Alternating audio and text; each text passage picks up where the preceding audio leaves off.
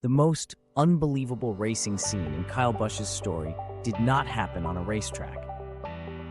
It happened in a Las Vegas cul-de-sac, where a 6-year-old child rolled around in a go-kart with the calm of a veteran and the focus of a born racer. He was so small he could not do everything himself, so his father Tom worked the throttle while Kyle handled the steering. Think about that. Most kids that age are learning how to ride a bike. Kyle Busch was learning how to place a car, cuss out, feel a corner, and trust his instincts at speed. That is where the legend starts, but it is also where the reality starts. This was not a lucky kid who stumbled into racing. This was a family building a workaround for a child who clearly belonged behind a wheel. In a neighborhood street, in a machine barely bigger than a toy, he was already treating driving like a craft. And if you listen to the Busch family talk about him back then, the confidence was almost startling. Kyle's older brother Kurt once put it simply, "You think I'm a pretty good race car driver? Wait until you see my brother." That kind of praise is easy to dismiss until the results start piling up. Kyle did not just look fast in a cul-de-sac. He grew up collecting proof. By the time he was 10, he was serving as crew chief for Kurt's dwarf car team, which tells you everything you need to know about how early racing became his world. He was not treating it like a game. He was absorbing setup, strategy, and responsibility. Racing was not something he did on weekends. It was the family business, the language, the rhythm of home. Then the wins began to arrive in numbers that sounded almost fictional.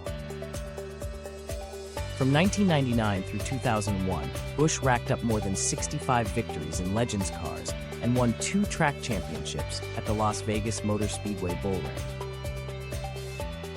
That is not a warm-up act. That is a statement. He was learning the same lessons every racer learns, but at a speed that made everyone else look late.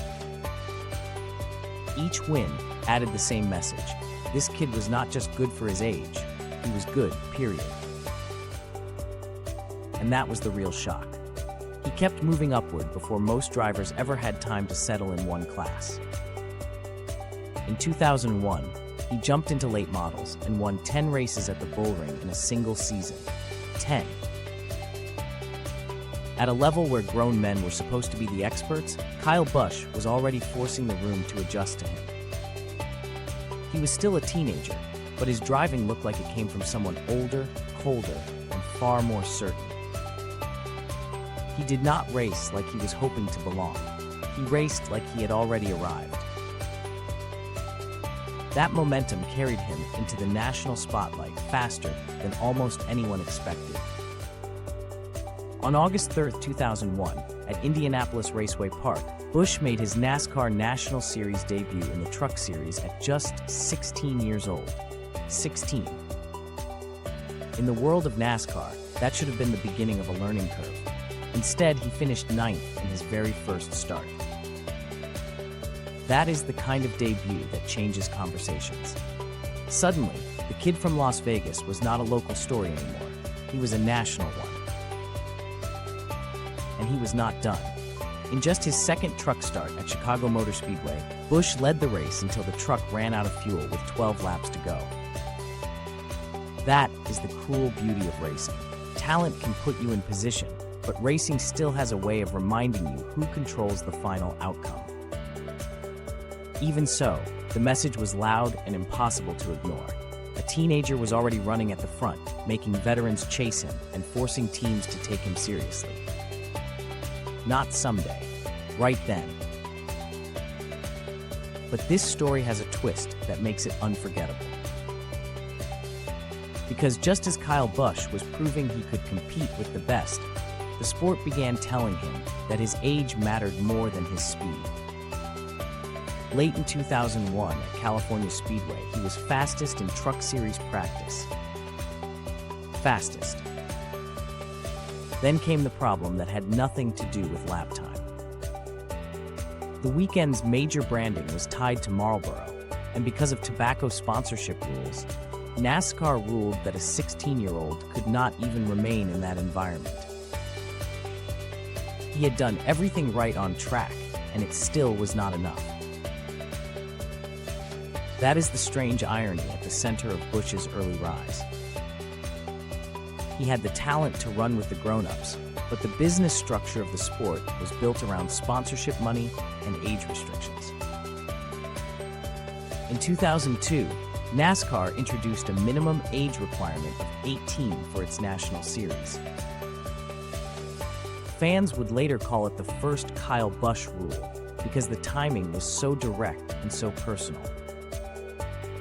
He did not get held back by a lack of skill.